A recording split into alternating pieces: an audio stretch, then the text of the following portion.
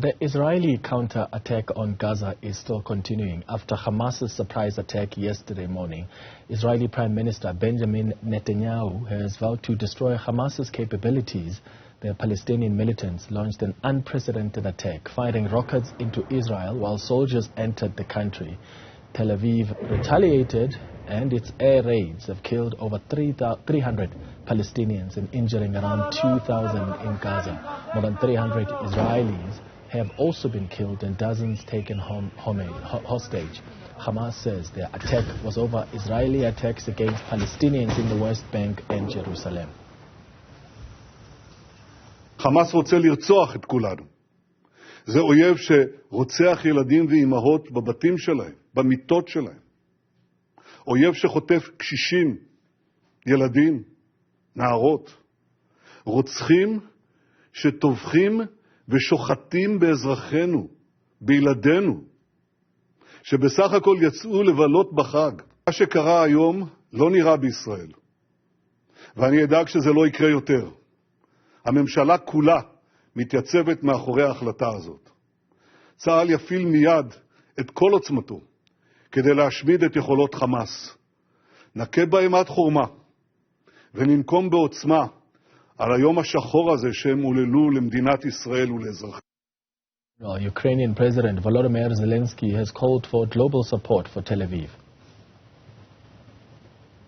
Коли відбувається такий удар терористів, усі, хто цінує життя, мають бути солідарними. Ми в Україні особливо сприймаємо те, що сталося. Тисячі ракет в небі Ізраїля, люди вбиті просто на вулицях, розстріляні машини з цивільними, знущання з заручників. Усе це, на жаль, терор приніс і на вулиці українських міст та сіл, і наша позиція абсолютно чітка. В будь-якій точці планети кожен, хто несе терор і смерть, повинен за це відповідати. Сьогоднішній терористичний напад на Ізраїль був ретельно підготовлений, увесь світ розуміє, які саме спонсори терору могли спонукати та забезпечити організацію цієї атаки. Ізраїль має повне право на захист від терору, як і будь-яка інша держава. And in the same breath, Germany has warned that the Hamas terror attacks against Israel pose an incalculable danger to the region. Der Terror der Hamas hat die Region einmal mehr weiter vom Frieden entfernt. Durch diese Terrorangriffe besteht nun die unkalkulierbare Gefahr einer großen regionalen Eskalation. Ich kann nur auf das Schärfste davor warnen, dass sich andere diesem Terror anschließen. Die deutsche Bundesregierung steht solidarisch an der Seite Israels. Israel hat das völkerrechtlich verbriefte Recht, sich gegen diesen perfiden Terror zu verteidigen. Die Eskalation der Gewalt durch die Hamas zeigt einmal mehr, nur eine politische Lösung kann den Menschen in Israel wie auch den palästinensischen Menschen ein Leben in Frieden und Würde bringen. Joining us is the executive member of the Media Review Network, Dr. Firoz Osman, who joins us now via Zoom. Dr. Osman, thank you for making time for us. It looks like this was a surprise attack by Hamas on Israel. How come even Mossad didn't see it coming? Thank you so much, Clemens. Well, it's a massive intelligence failure for Mossad. Sometimes we tend to overestimate the power of Israel, militarily, morally, and intelligence. But no doubt that the scale of the attack by Hamas to break free from this open-air prison for the last 70 years has certainly surprised, no doubt, Israel itself, and it points to a massive intelligence failure for Mossad, basically. It has a den of spies within Gaza. We should know that, Israel has been blackmailing a lot of Palestinians in terms of, giving medication to their family, in terms of jobs, in terms of education. So it has been getting information from within the Gaza Strip. by Palestinians who have no alternative but to give such information in order to make their lives a little bit easier. So to have such a grand scale of attacks without a whisper, without an inkling, even we were surprised at that massive scale and sudden surprise, and certainly Israel is shocked by what has happened. How coordinated were these attacks? Do you get a sense that it was planned for a while, or was it more spontaneous? Undoubtedly. I mean, such is the scale and the coordination and the sophistication of this. How did they break through the fences? The shooting of over 5,000 rockets within 20 minutes. And Israel had no inkling that it was coming through. And, the paragliders that went through over land, the sea routes that went through, and then on land itself. So it points to a very sophisticated operation. It must have taken months, if not years, to plan such an operation, and to be doing it under the noses of the Zionist apartheid regime points to a remarkable feat. There's undoubtedly, it took months of planning to do. What do you make of how Hamas has carried out their attacks? It wasn't just these rockets that were fired, but we've seen videos of Hamas soldiers on the ground, videos of people being executed, bodies of people being paraded, some shots being fired at a festival, etc. Was that the plan, or do you get a sense that even some soldiers are just part of the attack, doing as they go, and some of this stuff was not necessarily part of the plan to carry the attacks in such a manner? There is no doubt that it was extensive, meticulous planning about it. But as in a battle, there is some elements that are unexpected, and you take it as it comes. So, the fact that it is still ongoing at the moment, the police station that they still control, there are more paragliders coming into it. And let's not forget, they have appealed for others within what they call the West Bank to take up arms against the Zionist oppressions or oppressors. And there is no doubt, on the southern Lebanon border, there have been skirmishes that have been reported. We just heard now that such is the sophistication, but such is the emotional involvement with the Palestinians. 2 Israelis have been killed in Alexandria and Egypt. And this will bring a lot of headaches to the Zionist regime, who think, that even places like Egypt, in Jordan, and the so-called treacherous normalization that is taking place, it will certainly create a lot of food for thought for Zionists as a pariah regime in that particular region. Yeah. All eyes now are on Israel and how it will respond. President Netanyahu said Israel is at war. He even warned people in Gaza to leave their homes. And yes, we've seen some attacks on residential buildings that are believed to house Hamas offices, but all indications are that Israel is planning a big attack. They are. They probably will be, but let's look at history. They were afraid to go in last time. Hamas has made it very clear that we anticipate that they will come in. There is virtually a city under the city, with a tunnel network. Scores of Israelis, soldiers in particular, have been taken into the underground tunnels.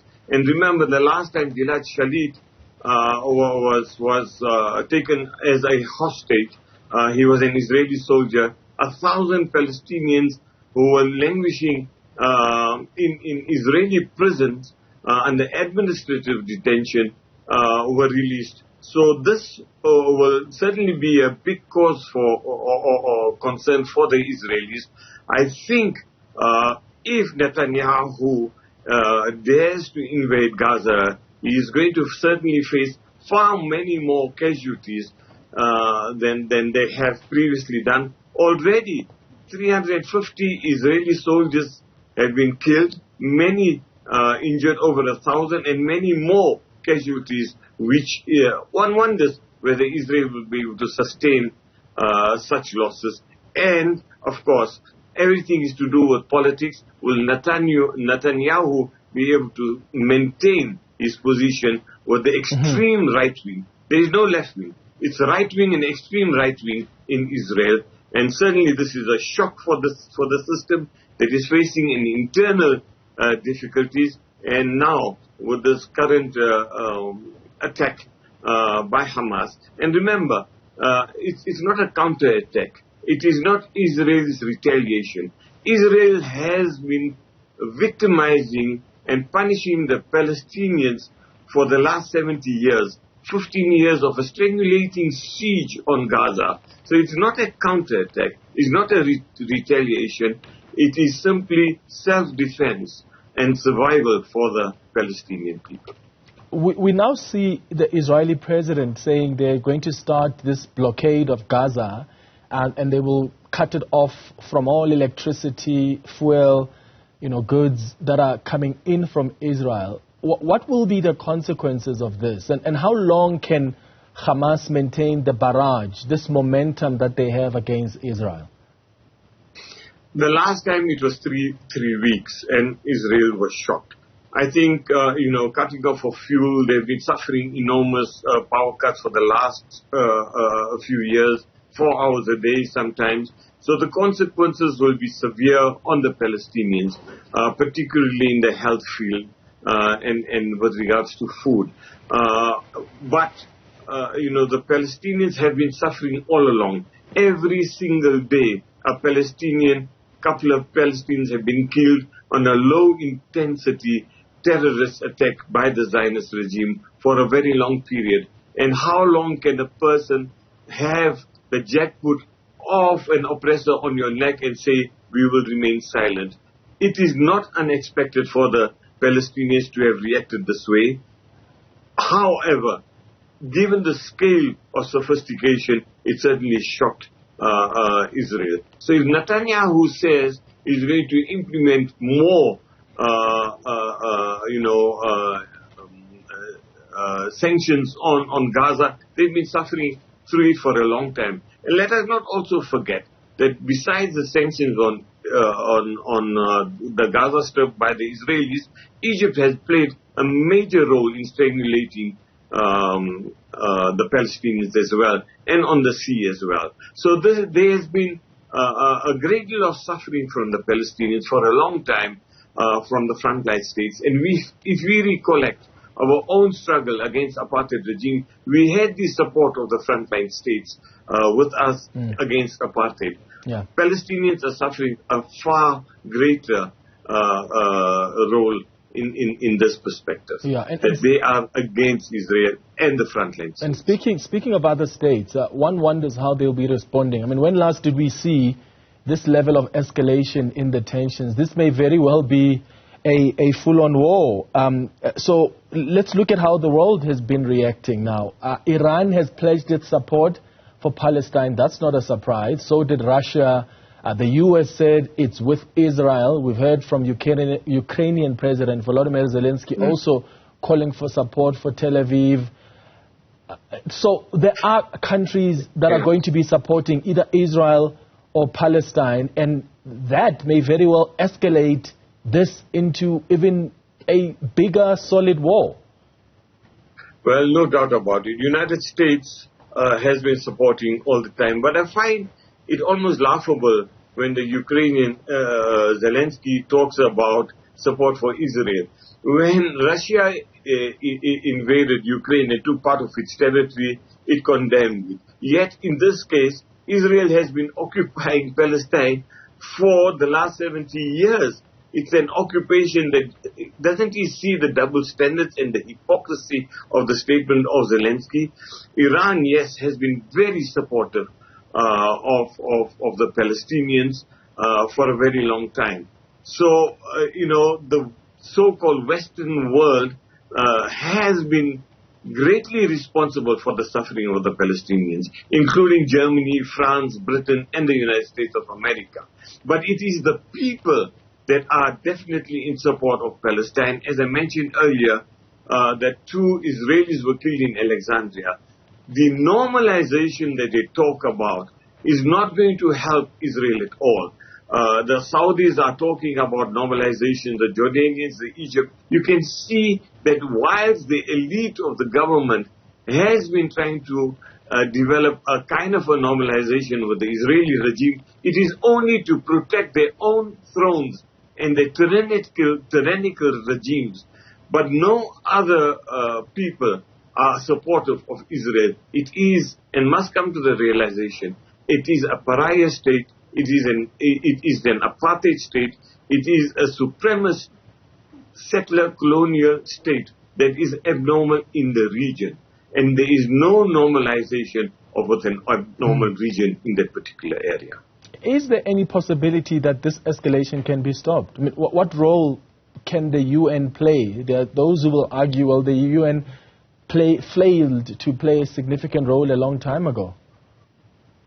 Correct. I think the United Nations is part of the problem, not the solution. It has never rebuked Israel. There have been the greatest number of United Nations resolutions has been against this illegitimate Zionist entity, and nothing has happened. The International Criminal Court is holding his heels against the Zionist regime. The International Court of Justice has issued statements against Israel. This is an entity, we must realize, that is working with impunity in the region. It has been acting in such an arrogant manner that it does not care about what the world says or does, including the United Nations. It has no teeth, and unfortunately, it is the Palestinians that have been victims of such atrocities by the Zionist regime for the last 50 years, ever since the illegitimate creation from the rip of terrorism by the Zionist entity. All right, Dr. Firoz Osman, thank you for joining us for this conversation. Thank you.